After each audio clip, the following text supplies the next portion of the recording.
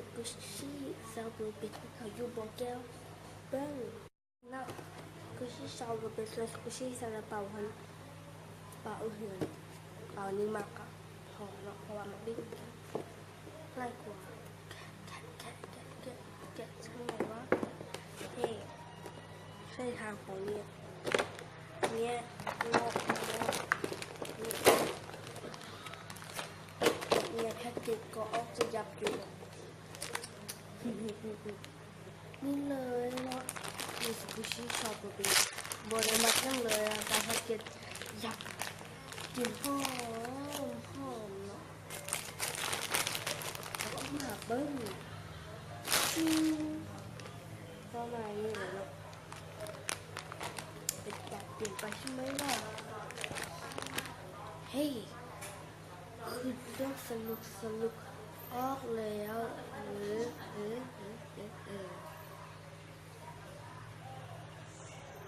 คือก็โอเคเราจะมารีวิวสกุชี่ในภาษาไทยเพราะว่าจะไปไทยแล้วก็ลองรีวิวภาษาไทยไปไทยเขาจะว่าภาษาไทยเนาะก็คลิปเขาอาจจะเห็นออกเป็นภาษาไทยเลยนะเพราะว่าไปไทยเนาะวันที่10ค่อยออกเดินทางพอวันที่9น้องหมาเขาเท่าไม่เท่าหมาโอเคไปรีวิวเป็นภาษาไทยกันเลยไปไฟเมื่อกี้เนาะที่เราจะลองรีวิวโอ้ใส่สำหรับเล่นตื่นเนาะอีกอย่างมันอาจจะบอกคือวันนี้ก็ไม่พบกับช่องวาสนาสกุชี่นะคะเย้วันนี้เราก็จะมารีวิวนี่เลยสกุชี่ซอฟต์โลเบแบรนด์ของคิวตี้เคียอาทิผลิตในปี 2011 จะเอาออกมาให้ดู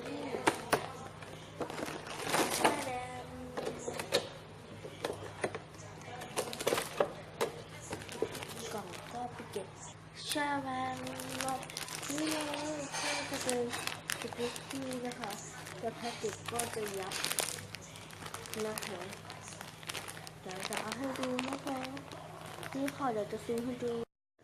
ไม่ค่อยชัดนะนี่ค่ะก็จะเห็นเขียนใส่ว่าปี 2011 นะคะนี่ค่ะก็จะเห็นชัดแล้วใช่ไหมคะมีคิวตี้เคียอาทินะคะชาโบเบหรือขนมปังค่ะโอเคเราก็จะมาแกะดูกันเลยค่ะนี่นี่ค่ะตัวนี้ก็จะเป็นแพ็กเกจของมันนะคะก็จะค่อนข้างยับเลยนะคะนี่ค่ะยับมาก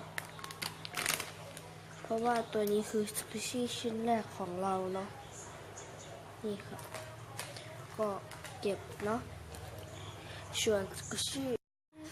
นี่ก็คือตัวสกุชี่นะคะนุ่มสโลมากว้าวนี่เลยนี่เอาพวกคุณคือตาขนาดไปเครื่องมันนิดนึงสโลมากแบบว่าสโลเวอร์ดีงาม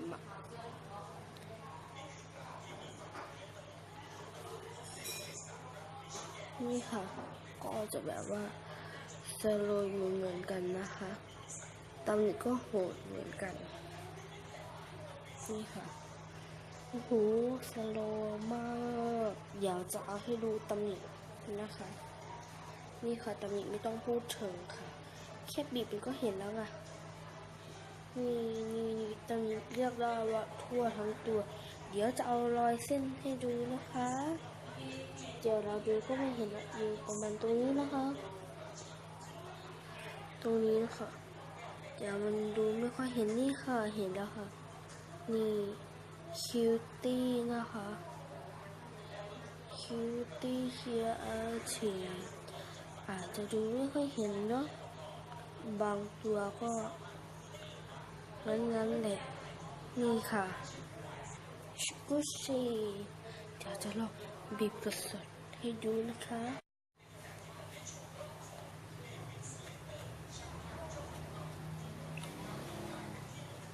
ว้าวโฟลว์มากแบบว่าดีงามอ่ะต่อไปเราจะเปิดเพลงพี่ฟังแล้วก็ไม่พูดอะไรเลยนะคะโอเค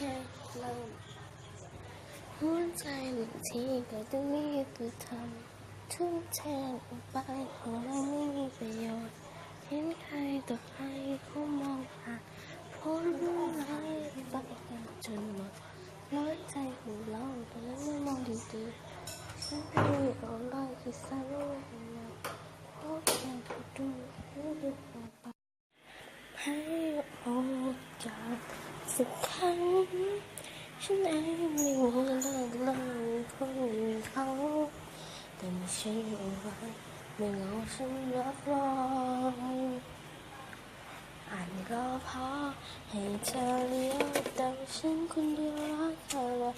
รักแบบหัวใจไม่ใช่ไม่เป็นไรแต่ขอให้ฉันได้โฆษณาตัวเองสักหน่อยอาจดูไม่ดีนะแต่ร้องเพลงพอผมทำให้เธอหัวเราะยิ้มได้ทั้งวันดูแลก็ได้เอาใจก็ได้อาจไม่รอเท่าไรแต่หัวใจฉันรอเล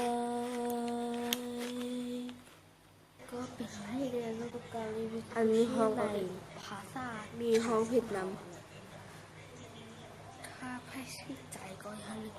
กดไลค์เพื่อเป็นกำลังใจให้เขาเนาะกดไลค์หรือกระทืบไลค์เนาะให้ฮอต1,000 ไลค์เนาะแล้วเขาก็จ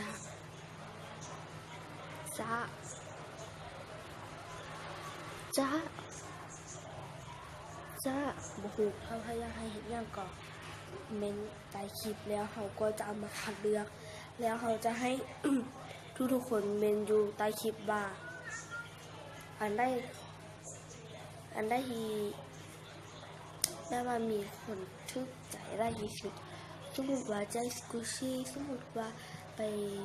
เที่ยวสมมติว่ากินอาหารพิสดารเนาะเขาสมมติว่ากินอาหารพิสดารล่าสุดก็ถ้าสมมติว่ากินอาหารพิสดารสมมติว่ามีที่3 อันนี้เนาะก็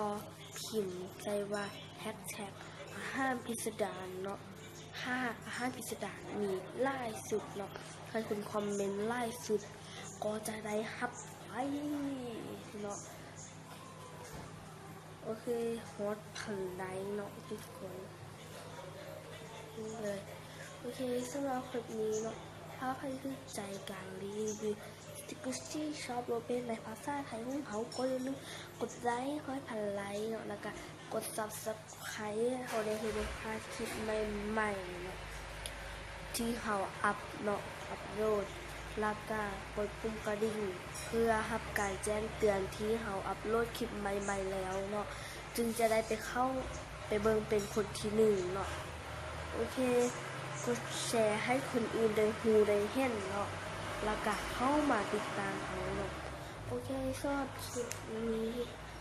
ขอลาไปก่อนบ๊ายบาย